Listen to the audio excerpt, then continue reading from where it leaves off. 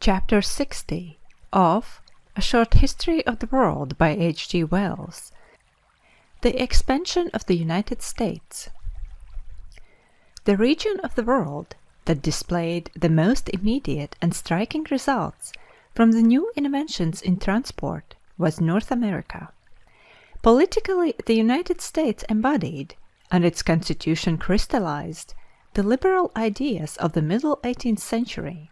It dispensed with state church or crown. It would have no titles. It protected property very jealously as a method of freedom, and the exact practice varied at first in the different states. It gave nearly every adult male citizen a vote.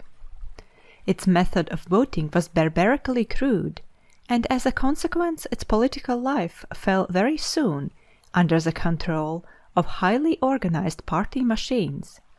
But that did not prevent the newly emancipated population developing an energy, enterprise, and public spirit far beyond that of any other contemporary population.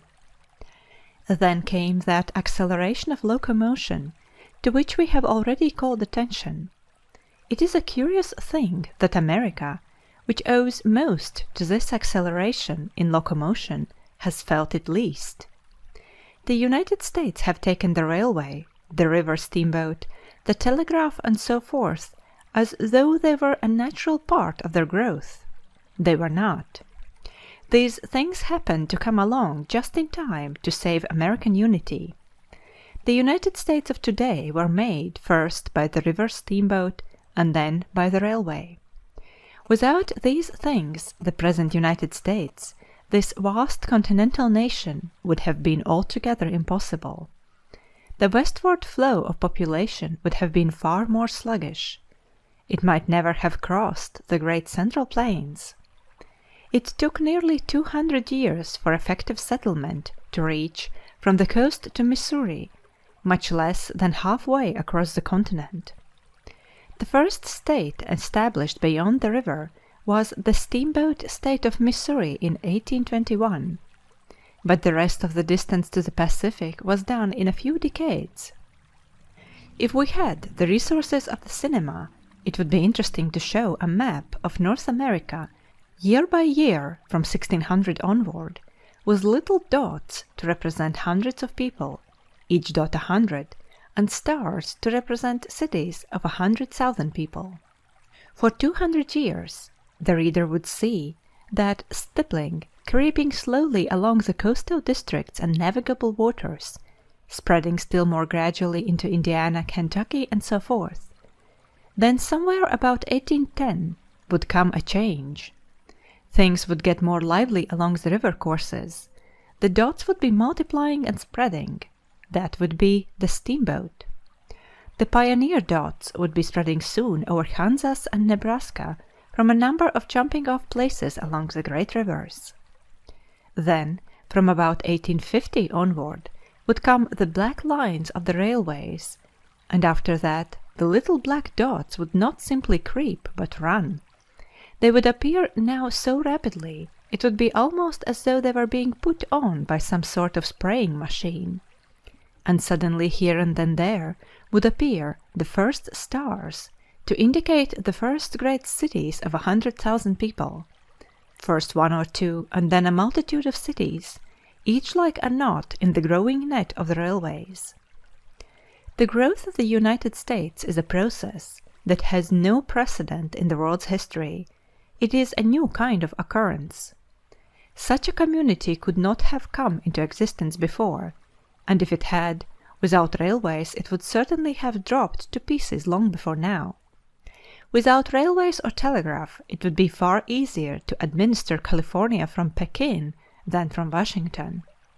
But this great population of the United States of America has not only grown outrageously, it has kept uniform. Nay, it has become more uniform. The man of San Francisco is more like the man of New York today than the man of Virginia was like the man of New England a century ago. And the process of assimilation goes on unimpeded. The United States is being woven by railway, by telegraph, more and more into one vast unity, speaking, thinking, and acting harmoniously with itself. Soon aviation will be helping in the work.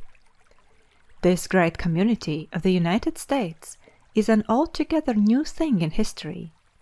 There have been great empires before, with populations exceeding 100 millions, but these were associations of divergent peoples. There has never been one single people on this scale before. We want a new term for this new thing. We call the United States a country, just as we call France or Holland a country, but the two things are as different as an automobile and a one-horse shay. They are the creations of different periods and different conditions. They are going to work at a different pace and in an entirely different way.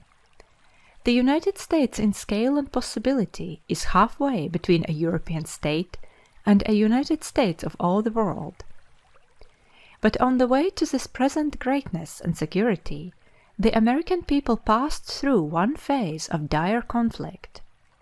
The river steamboats, the railways, the telegraph, and their associated facilities did not come soon enough to avert a deepening conflict of interests and ideas between the southern and northern states of the Union.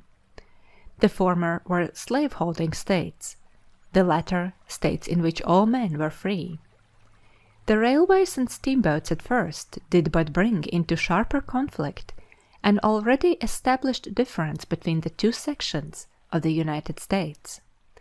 The increasing unification, due to the new means of transport, made the question whether the southern spirit or the northern should prevail an ever more urgent one. There was little possibility of compromise. The northern spirit was free and individualistic, the southern made for great estates and conscious gentility ruling over a dusky subject multitude. Every new territory that was organized into a state as the tide of population swept westward, every new incorporation into the fast-growing American system became a field of conflict between the two ideas, whether it should become a state of free citizens or whether the estate and slavery system should prevail. From 1833, an American anti-slavery society was not merely resisting the extension of the institution, but agitating the whole country for its complete abolition.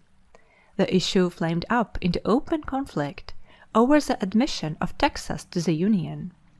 Texas had originally been a part of the Republic of Mexico, but it was largely colonized by Americans from the slave-holding states, and it seceded from Mexico, established its independence in 1835, and was annexed to the United States in 1844. Under the Mexican law, slavery had been forbidden in Texas, but now the South claimed Texas for slavery and got it. Meanwhile, the development of ocean navigation was bringing a growing swarm of immigrants from Europe to swell the spreading population of the northern states, and the raising of Iowa, Wisconsin, Minnesota, and Oregon, all northern farmlands, to state level, gave the anti-slavery North the possibility of predominance both in the Senate and the House of Representatives. The cotton-growing South, irritated by the growing threat of the abolitionist movement, and fearing this predominance in Congress, began to talk of secession from the Union. Southerners began to dream of annexations to the south of them in Mexico and the West Indies, and of a great slave state detached from the North and reaching to Panama. The return of Abraham Lincoln as an anti-extension president in 1860 decided the South to split the Union. South Carolina passed an ordinance of secession and prepared for war. Mississippi, Florida, Alabama, Georgia, Louisiana, and Texas joined her, and a convention met at Montgomery in Alabama, elected Jefferson Davis President of the Confederated States of America, and adopted a constitution specifically upholding the institution of Negro slavery. Abraham Lincoln was, it chanced, a man entirely typical of the new people that had grown up after the War of Independence. His early years had been spent as a drifting particle in the general westward flow of the population. He was born in Kentucky, 1809, was taken to Indiana as a boy and later on to Illinois. Life was rough in the backwoods of Indiana in those days. The house was a mere log cabin in the wilderness, and his schooling was poor and casual. But his mother taught him to read early, and he became a voracious reader. At 17 he was a big athletic youth, a great wrestler and runner. He worked for a time as clerk in a store, went into business as a storekeeper with a drunken partner, and contracted debts that he did not fully pay off for 15 years. In 1834, when he was still only 25, he was elected member of the House of Representatives for the state of Illinois. In Illinois particularly, the question of slavery flamed, because the great leader of the party for the extension of slavery in the National Congress was Senator Douglas of Illinois. Douglas was a man of great ability and prestige, and for some years Lincoln fought against him by speech and pamphlet, rising steadily to the position of his most formidable and finally victorious antagonist. Their culminating struggle was the presidential campaign of 1860, and on the 4th of March, 1861, Lincoln was inaugurated president, with the Southern states already in active secession from the rule of the federal government in Washington and committing acts of war. The Civil War in America was fought by improvised armies that grew steadily from a few score thousands to hundreds of thousands, until at last the federal forces exceeded 1,000,000 men. It was fought over a vast area between New Mexico and the Eastern Sea. Washington and Richmond were the chief objectives. It is beyond our scope here to tell of the mounting energy of that epic struggle that rode to and fro across the hills and woods of Tennessee and Virginia and down the Mississippi. There was a terrible waste and killing of men. Thrust was followed by counter-thrust.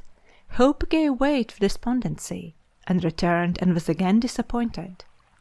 Sometimes Washington seemed within the Confederate grasp. Again the Federal armies were driving towards Richmond. The Confederates, outnumbered and far poorer in resources, fought under a general of supreme ability, General Lee. The generalship of the Union was far inferior. Generals were dismissed, new generals appointed, until at last, under Sherman and Grant, came victory over the ragged and depleted South. In October 1864, a Federal army under Sherman broke through the Confederate left and marched down from Tennessee through Georgia to the coast, right across the Confederate country, and then turned up through the Carolinas, coming in upon the rear of the Confederate armies. Meanwhile, Grant held Lee before Richmond until Sherman closed on him. On April 9, 1865, Lee and his army surrendered at Appomattox Courthouse, and within a month all the remaining secessionist armies had lain down their arms, and the Confederacy was at an end. This 4-year struggle had meant an enormous physical and moral strain for the people of the United States.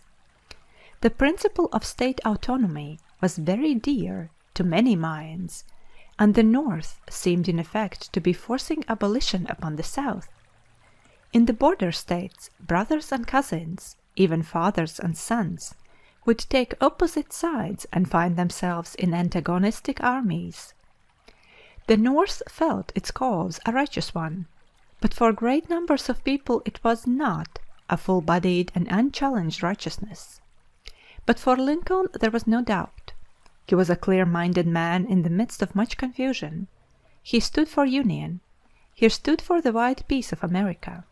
He was opposed to slavery, but slavery he held to be a secondary issue. His primary purpose was that the United States should not be torn into two contrasted and jarring fragments.